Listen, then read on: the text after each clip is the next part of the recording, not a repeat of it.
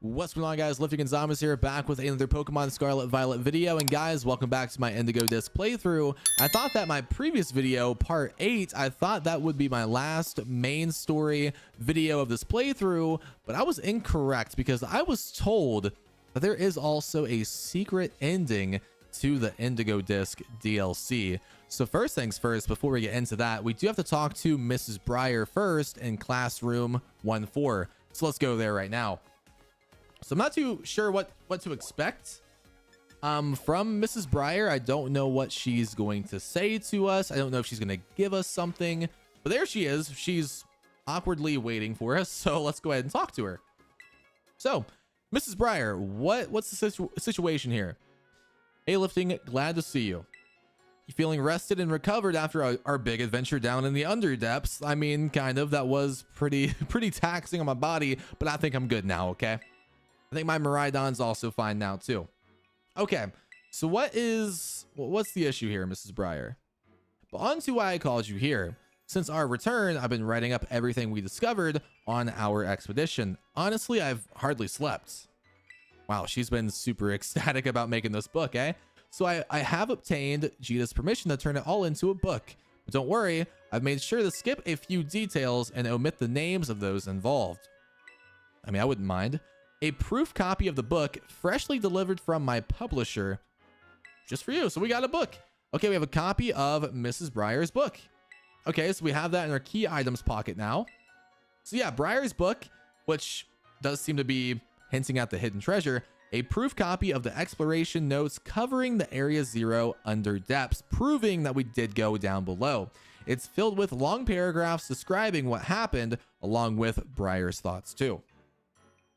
So I behaved recklessly in the underdepths, we know. I don't know what we would have done if it weren't for you. We did kind of carry the team, guys. We for sure did. But there was something else I needed to check with you. Would you mind showing me your Terra Orb? Okay, sure. Here it is. I thought as much. It's behaving just like Kieran's and Carmen's orbs. I think it might be because your orbs were directly exposed to the energy from Terapagos. Kieran and Carmen say that ever since the underdepths, they have been able to terrestrialize their Pokemon without charging the Terra Orbs. You know what? I did kind of notice that because I've been doing a lot of like BP grinding, and I go up to heal my Pokemon and it doesn't say my Terra Orb has been charged. So I was kind of wondering why it was saying that. So that's pretty sick. Actually, there's one more piece of news I should share with you related to the deepest depths. You know, the terrarium core that hangs from the ceiling of the terrarium. Well, until now, I've been keeping it topped with a mixture of Paldean soil and water from the crystal pool in Kitakami. That's how we have been able to stabilize the terrestrial phenomenon on our academy grounds. But the other day, I tried adding crystals I had collected from the underdepths to that mix, and it caused the properties of the core to change. The result, Pokemon shining in rainbow colors have started appearing all over the terrarium. So stellar Terra type Pokemon? Yes. Okay, yeah, they have the stellar Terra type. Thanks to this, my research into the terrestrial phenomenon is shining brighter than ever. So it says right here, yeah, stellar Terra type terrestrialization grants a boost to moves, but only once per move type. After you use a move, no other moves of that same type will get the boost. In Terra raid battles, all moves will be boosted without limit, which is pretty sick. Oh, and there was one last thing. A man in a blue suit was looking for you over by the entrance to the academy, which I think I know who that is. That's all I have to report for now. Thanks for setting aside some time to chat. Okay, so we have a new book for Mrs. Breyer that she's been writing. And now we know the Terra Orb is fully charged. And now we know that some Pokemon in the terrarium are going to have the stellar Terra type now, which is pretty sick. Okay. So the dude that wants to talk to us at the entrance, I'll mention this right now. I can also try to find him as well. We might as well talk about this in this video too, I guess. So where is he? I think he was over... where was he? Right here. This is him. Snacksworth. We'll talk to him. You must be the one that everyone's talking about. You're the Paldean exchange student Lifting, or my name's not Snacksworth. Yes, indeed. Call me Snacksworth. I do love to see the young students putting some real effort into their self-improvement. These snacks I make are very special treats made just to the tastes of certain Pokemon. With one of my snacks in hand, you may find yourself running into quite a spectacular Pokemon, aka legendary Pokemon. So give him the latest whenever you've been hard at work on those BBQs, which is of course our quests. So I mean, what exactly does he want me to do? Because I mean, I do already have 4,000 BP right now. So do I talk to him again? Yeah, okay, you've gone and completed a group quest. I would say you earned yourself one of my special snacks. Let's go. The Latios treat. So therefore, now I can go find where Latios is and catch that Latios too, which is pretty sick. Interesting. That there's a Latios treat. You know, Latios, frightfully rare, that one, not your run-of-the-mill Pokemon. Speaking of Latios, I do recall this one particular encounter when I was a younger feller. One day I ran smack dab into it, brazen as you please, while I was up in the northeast Paldea region. We couldn't speak each other's languages, but I got the feeling it was telling me to follow it. So I gave a chase when Latios flew off, and I ended up climbing these mighty steep cliffs, so that's a hint as to where Latios is. So it was by a small lake in between some jagged cliffs. It was a secret spot, and that's where the Latios is. So yeah, that's how we get some legendary Pokemon. But this video is not over legendary Pokemon. We are over the secret ending to the story. So where are we going? Well, first things first, make sure you guys do have Terapagos in your party. And now we need to go to not Paldea, but Kitakami, to the Crystal Pool. We need to come here, guys. All right, this is what I've been told to do. Go to the Crystal Pool with Terapagos in your party, and something should happen. So we're gonna see what happens here. I'm here. What do I do? Do I need to go somewhere specific? I do, right here. Okay. A cutscene's coming up. So what's about to happen?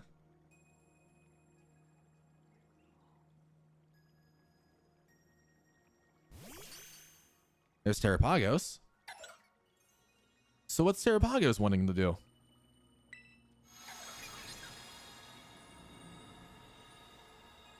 Is he changing form?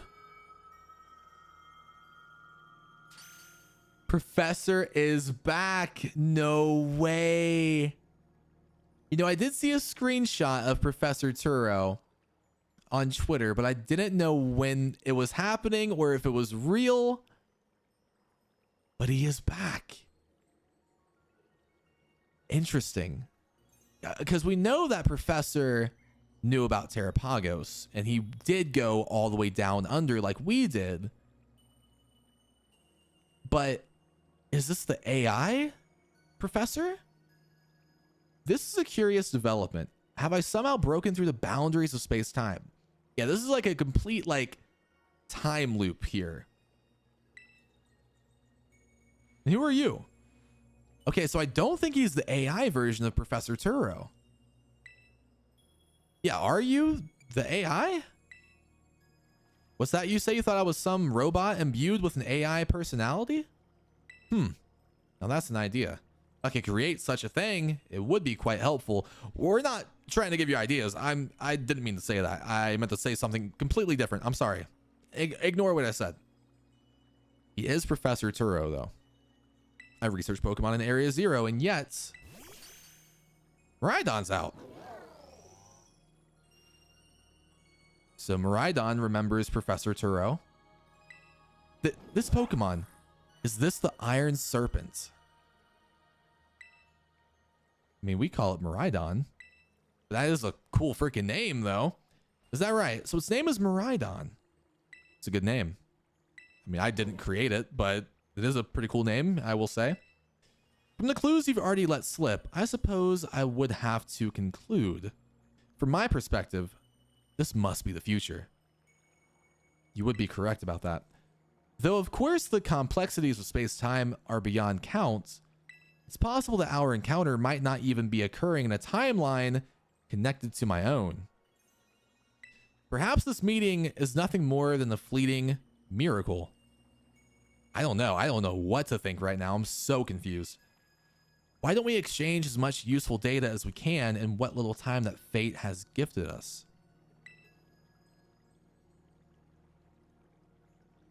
Do we exchange the book with him? Are we going to give him Mrs. Breyer's book and that's why we went to see Mrs. Breyer? Maybe that's why. Is there anything that you'd like to ask me?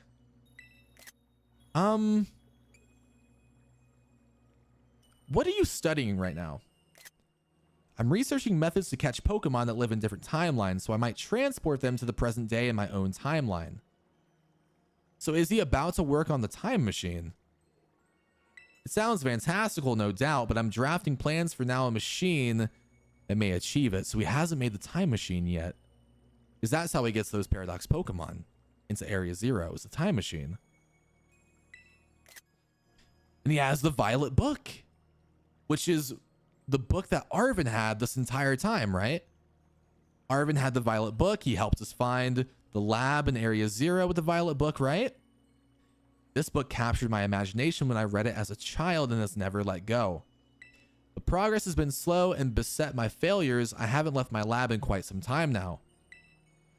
I desperately hope that I might glean some new insight from this conversation so I can finally make some progress and return home. So he might want the book that we have. Interesting. Is there anything else you wish to ask me? Yeah, what about your family? What about Arvin? Oh, you even wish to know about my private life? I do have family, a son. Yeah, you do. And you died and left him fatherless, dude. He's probably at home right now. Well, no, I suppose right now could be inaccurate. Whenever and wherever he is, I imagine he must be quite lonely. Yeah, I think he is, man. You should probably get back to him. Sorry, I'm taking good screenshots, guys. I don't think he necessarily cares, though. Is there anything else you wish to ask me? Yeah, why are you here? I don't precisely know the cause. I was analyzing some recent data in my secret lab one moment, and the next I was standing here right before you. Perhaps this is the influence of the crystal Pokemon that lies dormant in that place, which, okay, so he does know about Terapagos right now. Or perhaps that causes lies with you and I. Now let us trade places in this exchange. I'd say the time has come for my own questions. Go ahead. What is this place? It doesn't appear to be anywhere in Paldea. Well, this here is the Crystal Pool. It's a pretty cool spot here in Kitakami. So we're at Kitakami's Crystal Pool, eh? I remember reading about that in certain texts. It's said to be a place where water wells up from the ground imbued with terrestrial energy. It would seem that I've been shifted quite far in both space and time. My next question then. That Pokemon you have, the Iron Serpent. I mean, Miraidon. Tell me more about it. Well, let's say this. I did find it collapsed on a beach. Did you really? Then I wonder whence it came and how it happened to arrive at the beach. Though it appears you don't know much about the creature's exact origins yourself. That book you have there. I don't recognize its cover. What is it? The Hidden Treasure of Area Zero. Would you let me see it for just a moment? I mean, do we want him to see this book? Descriptions of the Area Zero underdepths and a record of Terapagos' awakening. Who is this Breyer to have written such a work? Well, I guess she's a teacher of mine. Maybe I should have mentioned Heath, but it's okay. Access is supposed to be limited to myself and certain members of the Pokemon League. Well, we did get permission, though. That is a book that would ignite the imagination of any true scientist. Okay, so he does want the book. Well, I want your Violet book. Wait, is he disappearing? It's closing in once again. I assume that means our time is near its end. Uh-oh. We're gonna have to give him the book. I wish I could spend longer getting to know the Iron Serpent, but I must hurry. Okay, so we're doing an exchange. Though I hate to part with something so precious to me. Would you consider trading me that book for my copy of the Violet book? I mean, what do you think, guys? I think I do want the Violet book. I truly do. So sure. Wow, this is sick. We got the Violet book. I'm sorry, Mrs. Breyer, but I want this book instead. I appreciate this more than you can imagine. Perhaps I should take this chance to go home and enjoy a bit of downtime with a good book. Maybe you should. You should probably visit Arvin, dude. This is where we part. How lucky we were to meet across space and time. I bid you adieu. And there he goes. Wow.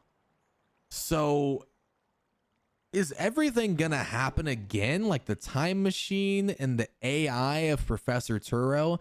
Is all of that gonna happen again? Or is he going to avoid that since now he has this book? I don't know. I truly don't know. But this was very, very cool. So guys, yeah, that's the secret ending. After that, it took me back to the loading screen of the game, and I ended up back in Paldea in my dorm room. So yeah, I'm back here in Paldea after being at the Crystal Pool in Kitakami. So yeah, that is the secret ending in the Indigo Disk DLC, which is pretty sick. So we now do have the Violet book in our possession, which I think is a pretty cool way to end off the entire story. So yeah, guys, let me know your thoughts down below about this awesome secret ending. Let me know if you guys enjoyed today's video. Drop a like on the video, subscribe for more. I'll see you guys in the next one.